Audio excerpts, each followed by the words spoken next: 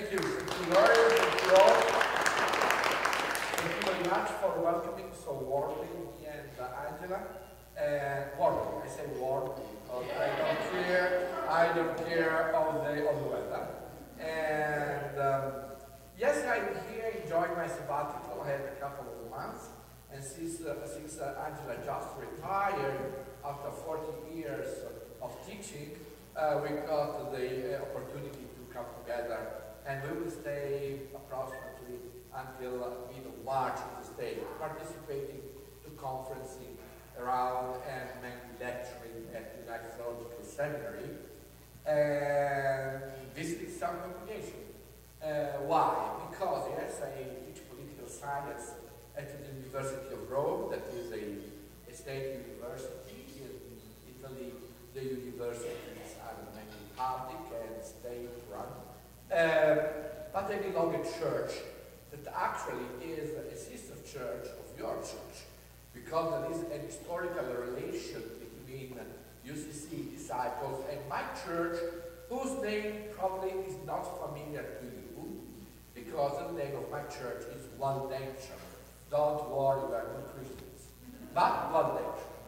And what probably is more interesting to say is that my church is called to be the mother of the Reformation, because it started 2 centuries before the Reformation. The Reformation happened in 1517, sorry. The One Nation joined the Reformation in 1532, but they started in the 12th century. Under the preaching of a man called Paolo, so the One Nation, they were simply saying, we are Christians, we want to read the Bible, so we pretend the Bible to be translated into our own language. So they paid the translation of the Bible that was forbidden, because the Bible was just for the clergy and it was in Latin or in Greek or in Hebrew. So they paid to have the Bible available. They were they were women preaching. They let even right to let the women preach. They had no bishops, and basically they trained people in a very simple way, because poverty and non-violence was an essential dimension of that movement. Persecutions arrived, and they were almost going to be destroyed. When they joined the Reformation in 1532, the persecutions became even more severe, because at that point the Waldensians were a little part in Italy of a larger, a broader movement that was changing the religious geography of Europe. So at that point they had to escape. They could refuge on the Alps. They had to move as refugees in Switzerland. They have been hosted by Swiss brothers and sisters. They tried to go back to their land after a few years, and they settled in a poor corner of the Alps. They were second or third class citizens until 1848. They could not serve in public administration, they could not buy lands, they could not sell anything, because they were not citizens. Only in 1848 they got the citizenship, and only in 1948, after World War II, the Waldensian Church had a full recognition. So now we are good guys.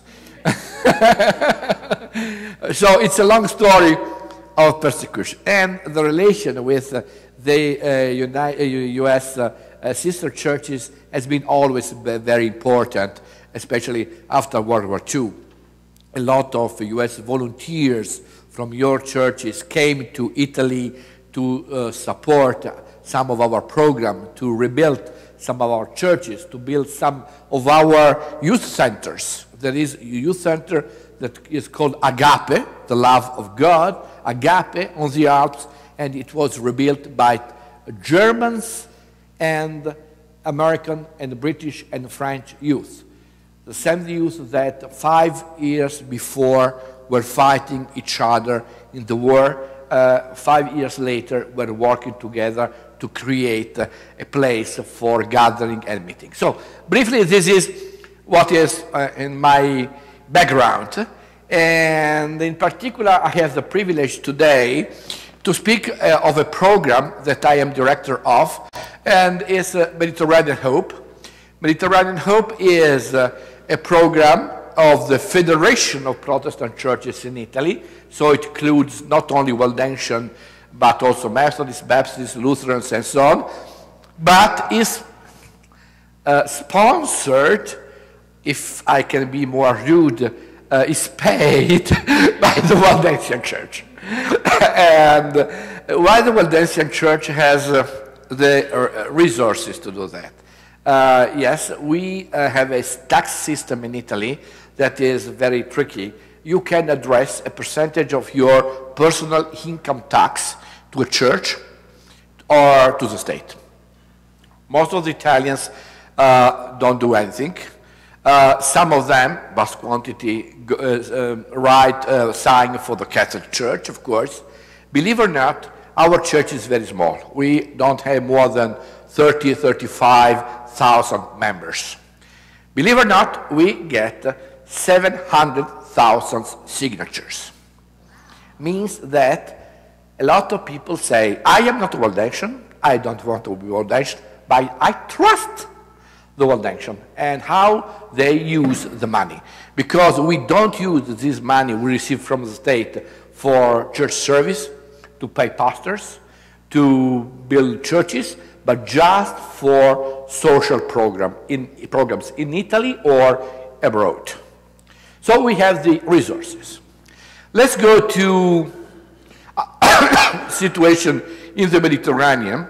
In the recent years, I would say in the last 3-4 years, 500,000 asylum seekers crossed the Mediterranean and arrived to Italy. 500,000. It's a very important quantity because we are already have been already a country of immigrants, but they were stable, so to say. We arrived to the peak of 5 million immigrants on a total of 60 million of inhabitants, but they were the stable presence, the quantity that we were able as a society also to integrate in our community. The new arrivals, the asylum seeker, is a totally different phenomenon. Also because the migrants arrived with a clear project. I want to immigrate to Italy because I get a job. I want to do. The asylum seeker, they don't know even where to go. If they arrive to Italy, it's simply because Italy, and I'll show you why, is the easiest place where to go. How do arrive? 70% of them arriving here by boat are trafficked or exploited. Where do they concentrate? As I'll show you later, they concentrate in some specific areas: Morocco, Lebanon, Libya, Ethiopia. For a variety of reasons, the only way to reach Italy and Europe is by boat. And by boat, the closest place where to leave from is Libya. In Libya, there is no regular state. There is a state failure. There are two factions who are fighting one each other. And so who has the power? The traffickers.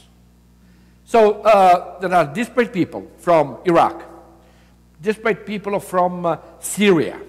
They lost everything. People from Ethiopia, from South Sudan, from Nigeria, from Mali, where there is an horrible civil war. Nigeria, there is a kind of religious conflict. They are desperate. They concentrate in Libya. And in Libya, they try to get a ride, of course, with the traffickers. That is illegal. The ride costs between $2,000 and $3,000. For them, is an incredible quantity of money. I don't have the money. No problem, the traffickers say. You can sell your body. You can work as a slave, you can prostitute, or if you want, we just call your relatives and we will say them that if they don't send the money for you, we are going to kill you. So in a couple of years after being exploited, after suffering persecutions, after being enslaved, these poor people succeeded to put together the amount of money to go to the traffickers. What the traffickers do, they make the boat, they start the trip. At a certain point, they leave the asylum seekers in the middle of nothing, in the midst of the Mediterranean, and with other boats, much faster, they go back.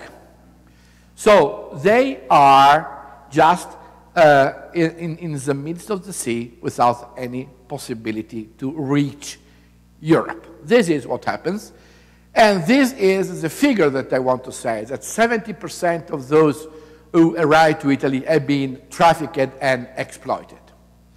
Since they are suffering this process, in 10 years, we, according official figures, these are not my figures of the non-governmental organization, official figures of the International Organization of Migrations, at least 35,000 asylum seekers died in the Mediterranean. So it's a mass murder. Mass murder. Let's go to this map. I hope you can see enough. It's a little too... Anyway. You can see... I don't know how much you can see. Anyway, I try to... there is a route from Ghana going to Morocco and from Morocco to Spain. That route has been closed because the Moroccan government made an agreement with the Spanish government. They built a fence. A fence exactly the same kind of fence that we are discussing with President Trump. Exactly the same. The Moroccans already did with Spanish money, so no way for the migrants from Ghana, Nigeria, Mali, where there are very serious humanitarian crises, to get Spain. Let's move to east.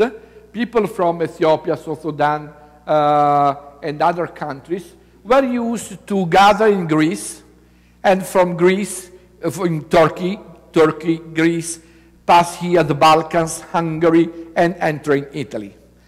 This route has been closed because the European Union made an agreement with the Turkish government.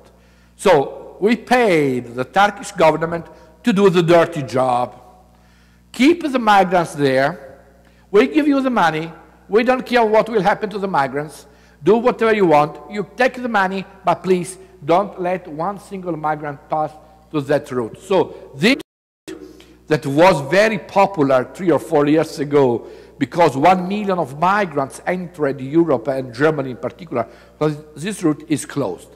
Now, the only available route is this one that goes to Libya, and from Libya to here, to Sicily. There is a little name here, Lampedusa. Lampedusa is a little island. It's closer to Tunisia than to Sicily. It's here. Libya is here. Lampedusa is here. Okay? So what is the route? The route is from Libya to Lampedusa, and from Lampedusa possibly to Italy. This is what the migrants try to do. This is Lampedusa. Nothing. 20 square kilometers. In miles is much less. I think it's 10, 12, probably. 12, 13 square miles. And it's just nothing in nowhere. But it is considered to be a safe harbor because it is much closer to Libya than it is to Italy. The island is a very nice island, very welcoming. And the administration wanted to celebrate the spirit of openness with this monument that expressed that Lampedusa is a door on the Mediterranean. And as you can see, it is an open door. It's not a gate. It's not a fence. So the people of the island in the years have been strongly devoted to welcome the migrants. What happens? It happens that there was a bad day that I and my colleague, we never forget. It was October the 3rd, 2013. October the 3rd, 2013. 5 o'clock in the morning. Some fishermen who were going to fish could see some fire on the sea. So they understood that something was wrong, immediately went to the fire, and they saw what they don't want to remember. 368 people dying in front of them. And the stories of the fishermen is very hard even to share, because they say, I had my hands trying to rescue the people, and I didn't know whom to choose. My hands were there, but I was not able to rescue all the people. 368 people died in one single event. And it happened many times. On occasions, the fishermen were there. So we have witnesses, we have pictures of that tragedy. And this changed everything. And in that occasion, my church decided to start a totally new program. We were already involved in migration issue, but we decided that we had to reset everything and to start something much more dynamic and visionary. In particular, we decided to send some people to live in Lampedusa. We made an appeal, and in a few days we had a first team of 2, then they became 4, then they became 6 of people going to Lampedusa to serve the migrants who arrive. Okay, when they disembark like that, they are frozen, they are shoeless, of course, they are hungry, they are thirsty. Sometimes it happens that women are pregnant, and I let you imagine whom they are pregnant of. So it's a very sad story that they are bringing with them. And our people with the military is there. And they say, welcome. And they give a spirit of humanity to this procedure that otherwise would be just a bureaucratic procedure. They say, welcome. They offer snacks to the children, water to everybody, hot tea. And this is the first thing that we did. We offer blankets because people are totally frozen. These are thermic blankets, very, very important. We have packs of them. And finally, we assist the people, especially the young people. Some of them are teenagers. And this is not a picture, of course.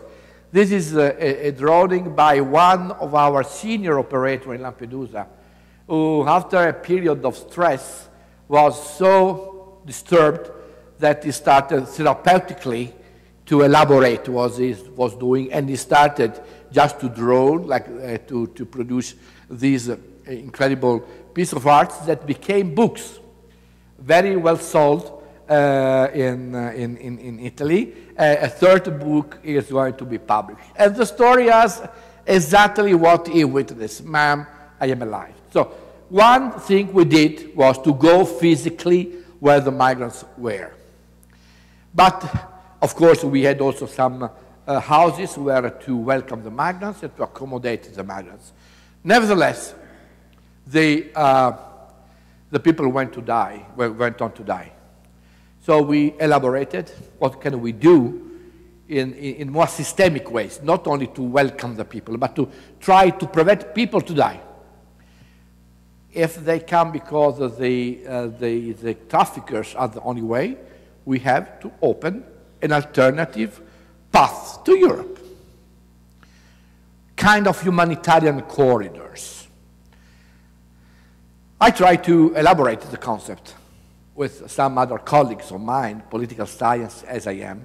And so our dilemma was, can we find a legal way to grant a safe passage for them?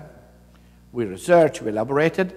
Finally, we found a little article on the administrative regulation of the Schengen Treaty on migrations that quoted, I quote, stated that the European states can release humanitarian visas for people in a situation of vulnerability. Wow, humanitarian visa, this is what we want.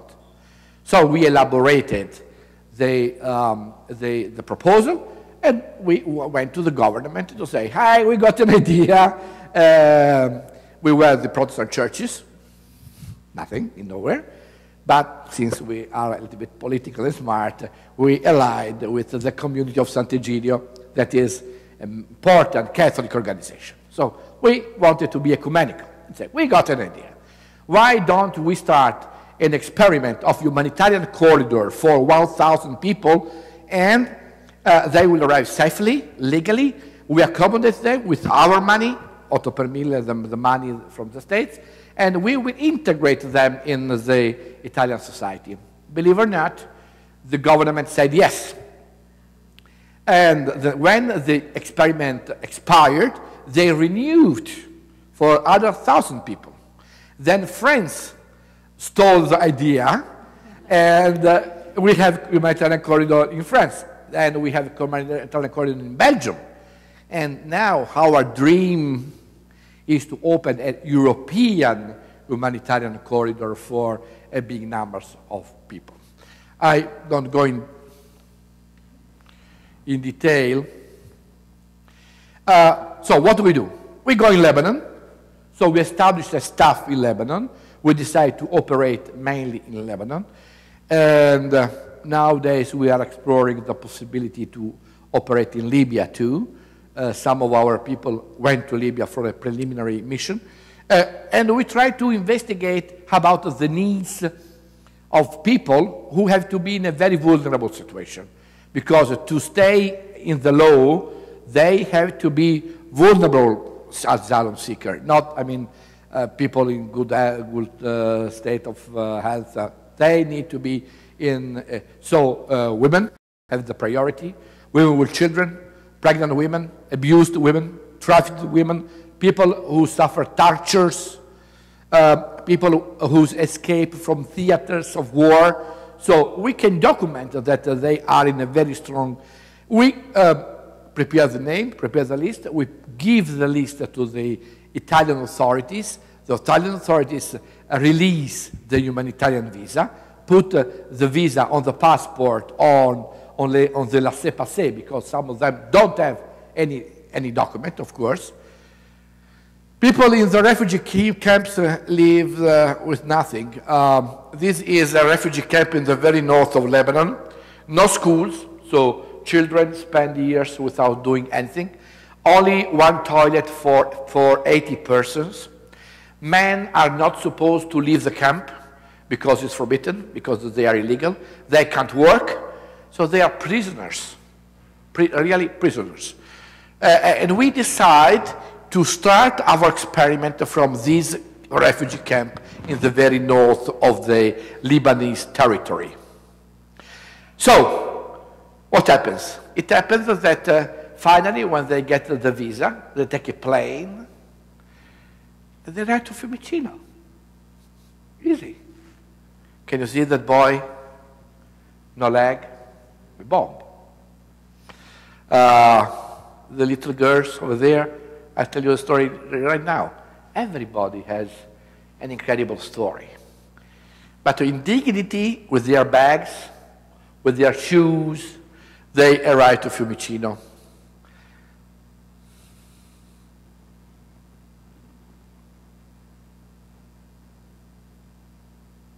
Security checks, ladies get the flower, kids have pencil.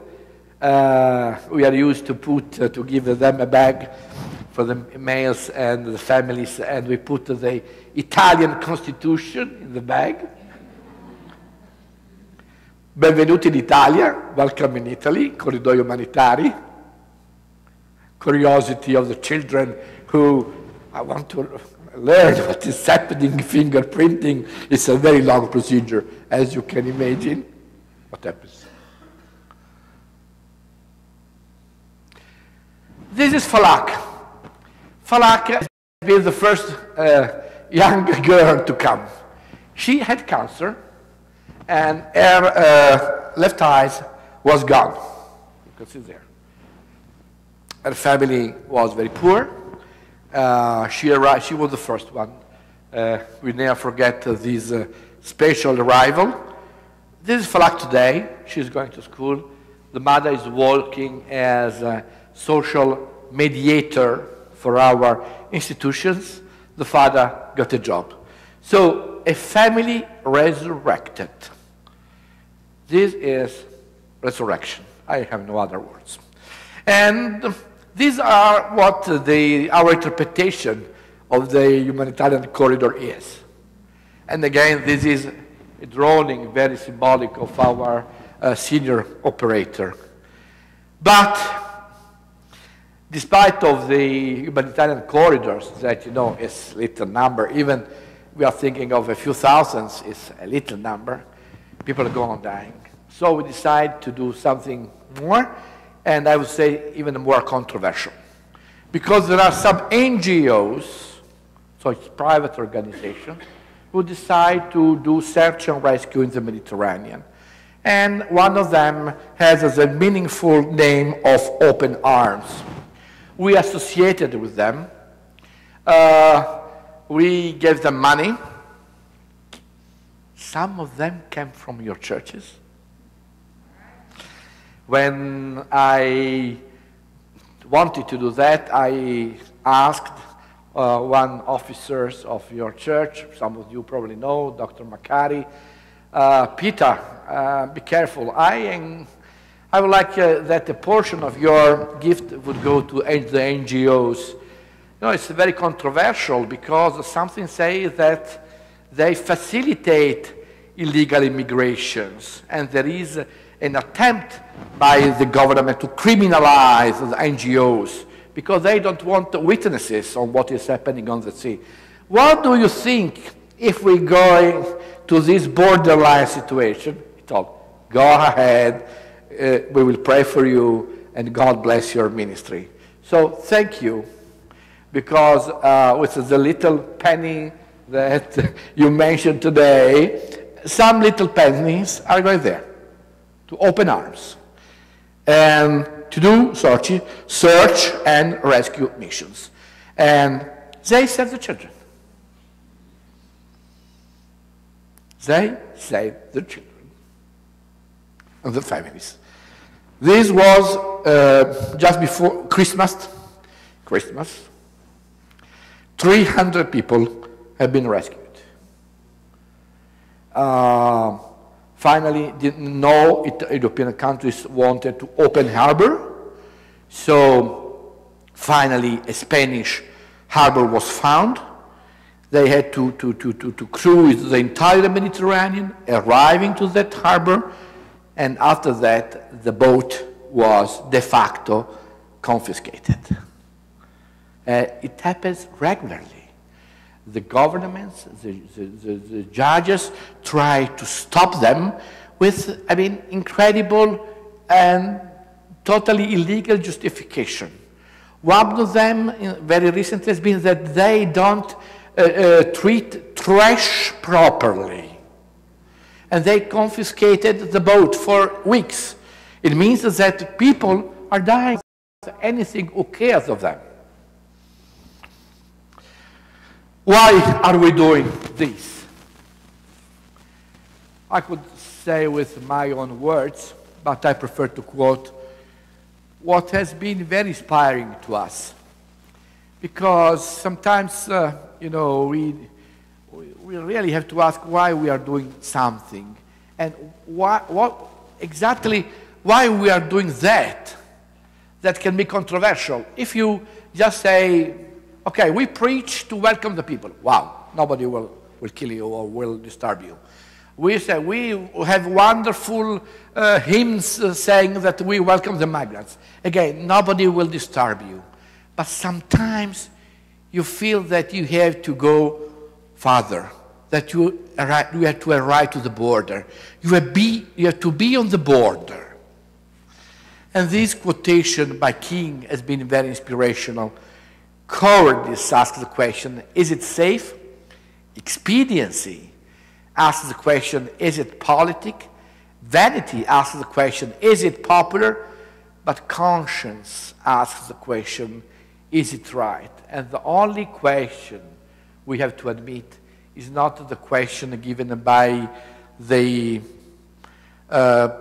political correctness, by the expediency, by the opportunism, but it is the question raised by our Christian conscience. Thank you.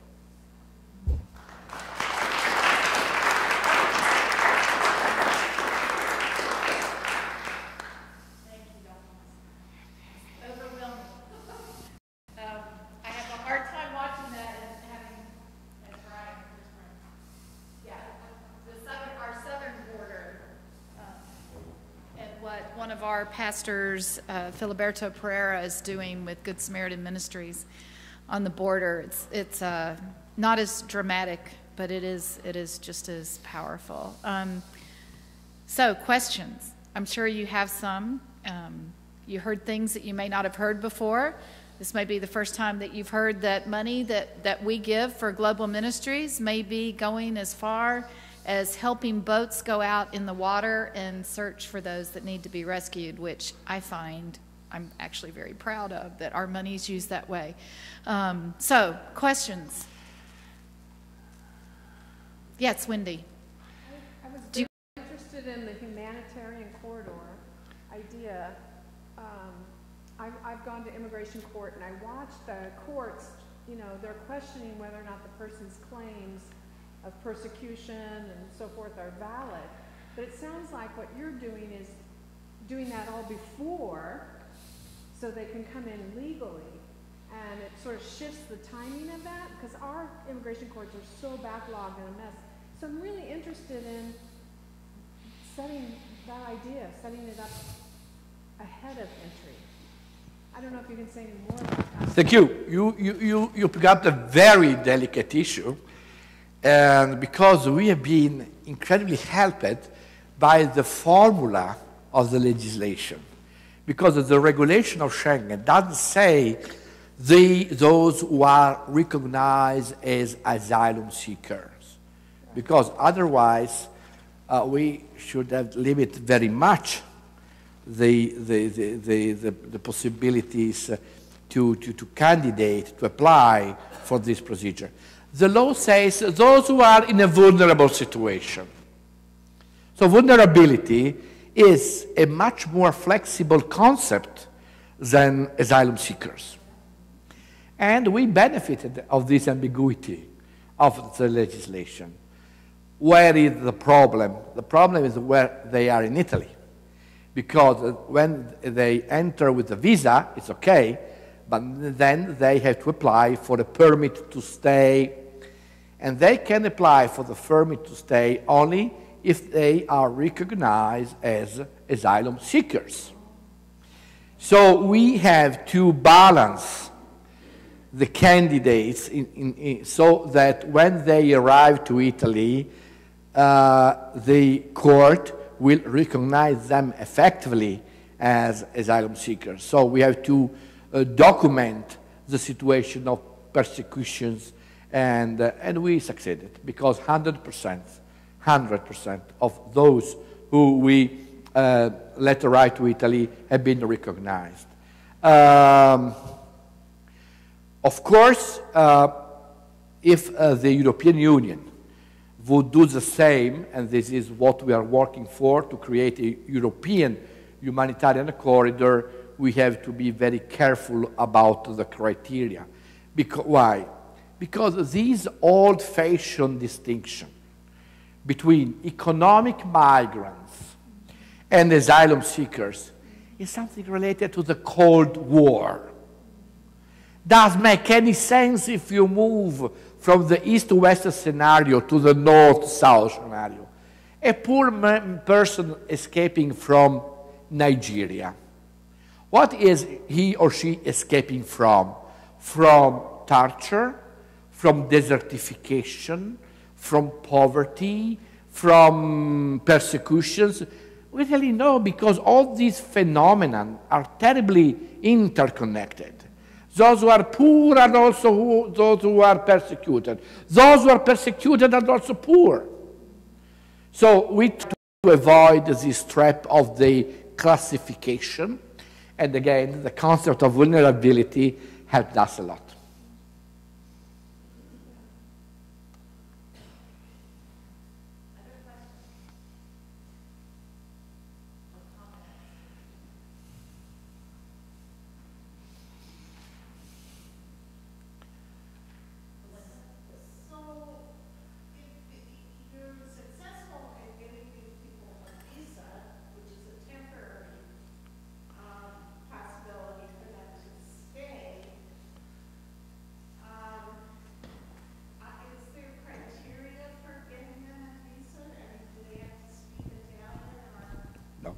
No.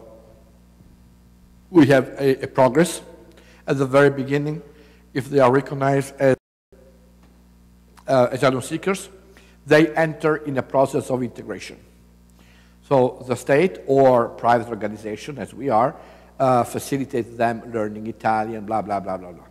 Then they get the permit to stay that is temporary. If they want to get a long-term permit to stay, at this point, they have to learn Italian and so on. But we prepare the people, and our final goal is not to assist the people forever. Number one, we don't have the possibility. Number two, is wrong. It's wrong. We want the people to be responsible for their families and to have the dignity to get a job and so on. So everything we do is to orient the people to a process of integration of the Italian society. And in long term, yes, to get a permanent visa, they need to learn it. To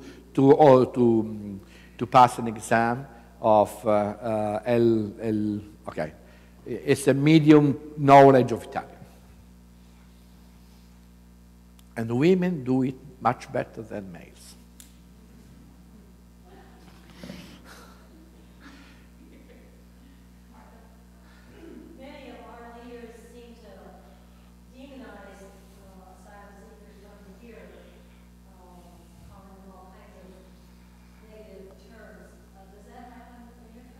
Even more.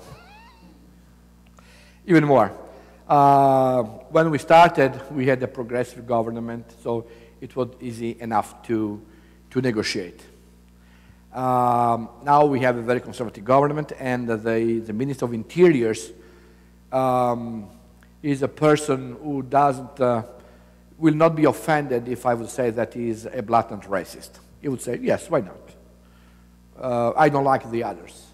So I say he's a racist because he doesn't think that this is a problem.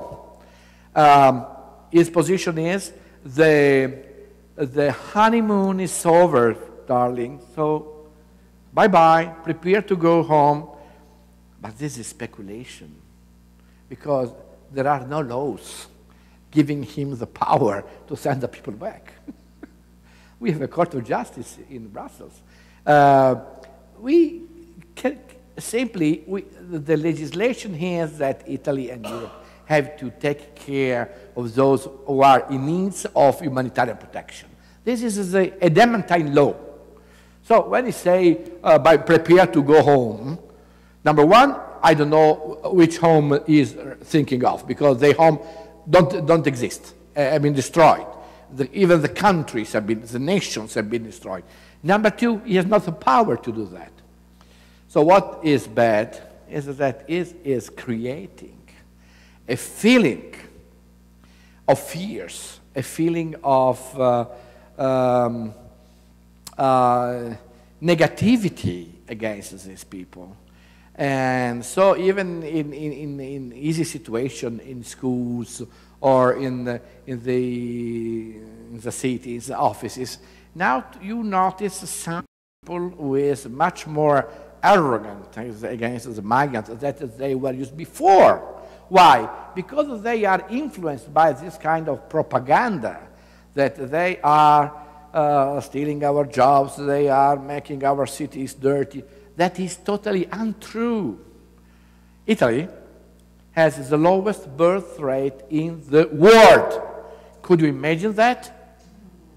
When you go to an Italian restaurant and you see the family and you have 50 people, okay, forget about it. It's over. It's over. It's over. Now the typical Italian family is dad, mom, one child.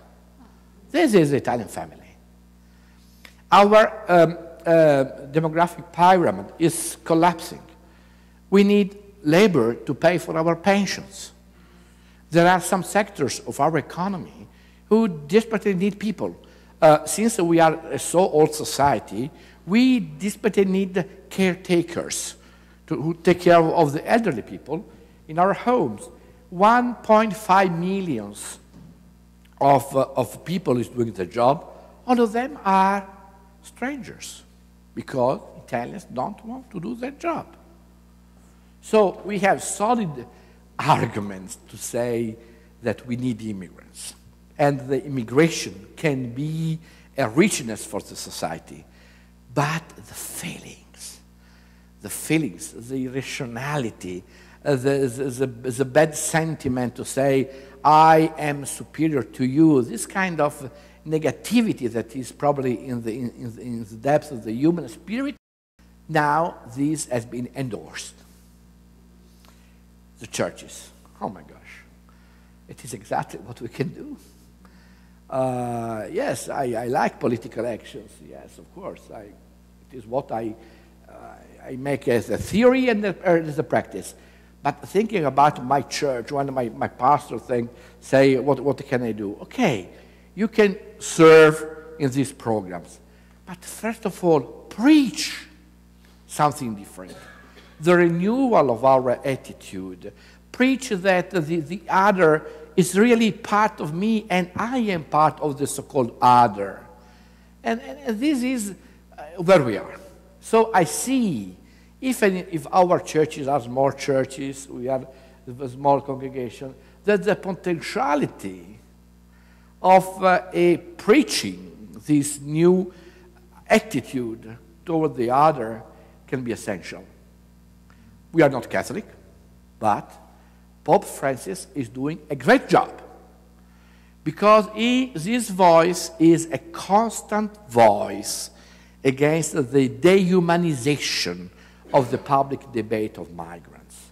He every day says they are human beings, they are part of our destiny, so on, so. He has the only permanent moral voice. Of course, we try to say the same thing with a much minor audience, of course.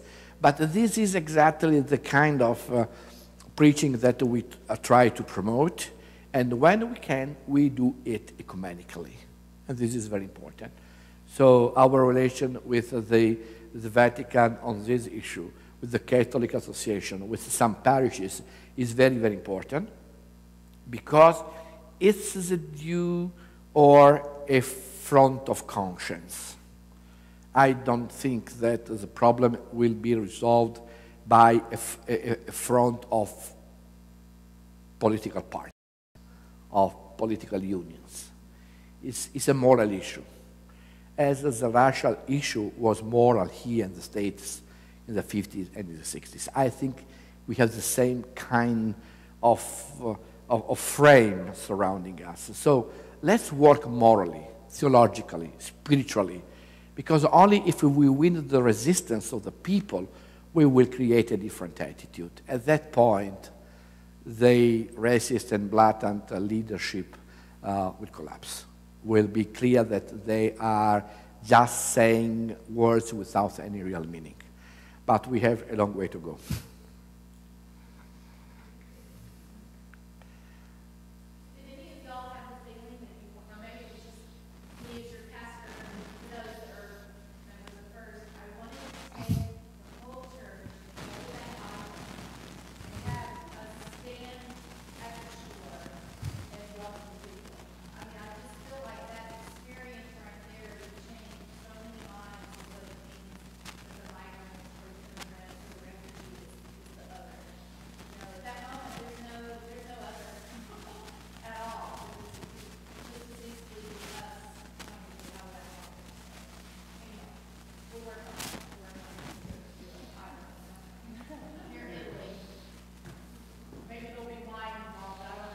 Yes.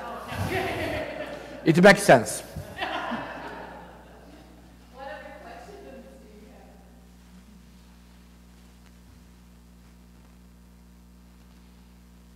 It's a lot to absorb, right? Well, just, the legal implications of, you said 7% are exploiting trafficked. They would not have any legal representation of these people. They don't have a citizenship. I don't know if the Italian laws provide any protection for illegal aliens in terms of the laws being broken. I assume this is against the law. But how does it get monitored, regulated, enforced, especially when it has to do with people who are legal citizens? Not that that should matter from a Christian standpoint, but just that's a shocking, although not surprising, but that's a number that's just astounding.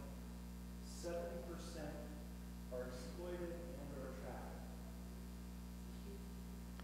There are people from the collapsed nations, like Somalia, like Libya, like Iraq, or a situation in whether these are religious conflicts or political conflicts, or theaters of war. And the humanitarian laws of Europe pretend that the countries take under their protection those who are in need. They must do that. It's an option. It's not an option. It's a duty. But when they land,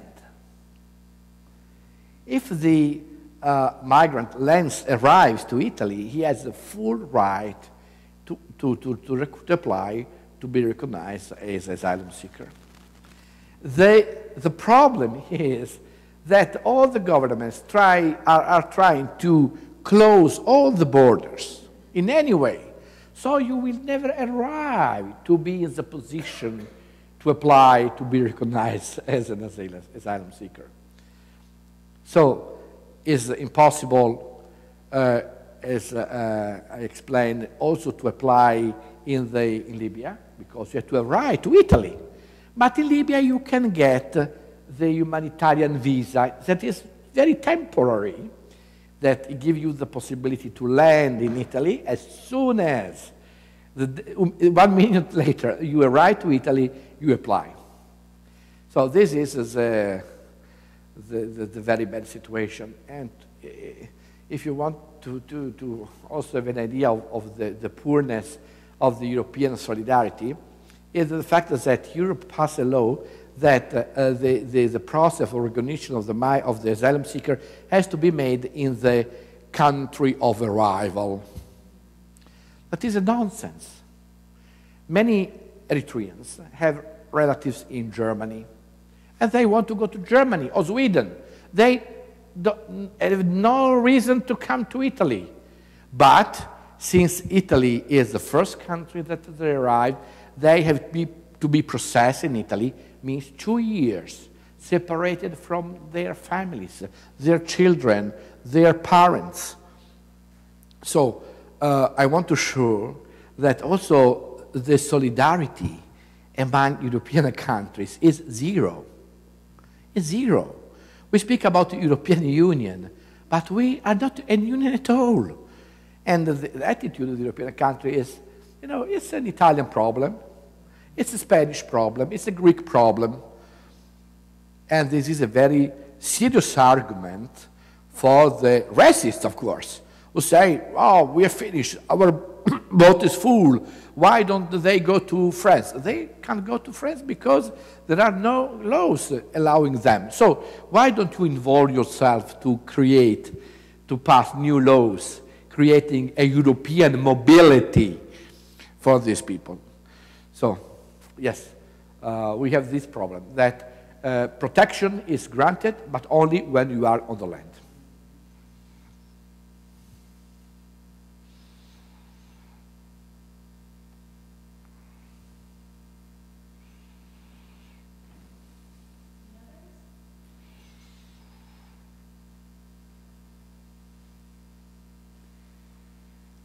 Did you learn something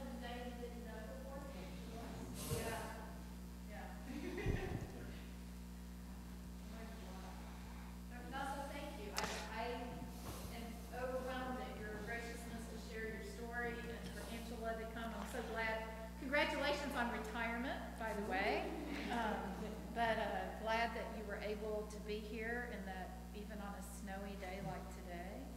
And we've got some First Christian mugs, and I meant to grab 2 mugs so that you remember Thank your you. time with Thank you. us. Thank you very much. Yeah, and if y'all have any questions, I'm sure you can reach. Is it okay? if Yes, I email questions to you, Dr. absolutely, Naso? absolutely. And I'll send also to Lori some resource materials. There is a video for 3 minutes.